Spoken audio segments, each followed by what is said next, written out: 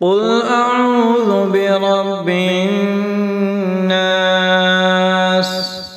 کہو کہ میں لوگوں کے پروردگار کی پناہ مانگتا ہوں۔ مالک الناس، یعنی لوگوں کے حقیقی بادشاہ کی۔ الہ الناس، لوگوں کے معبود برحق کی۔ من شر الوسواس الخناس،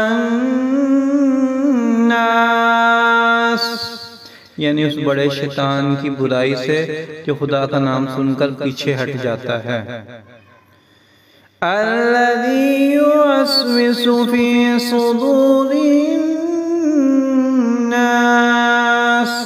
جو لوگوں کے دلوں میں وسوسے ڈالتا ہے۔ من الجنۃ والناس، وہ جنات میں سے ہو یا انسانوں میں سے۔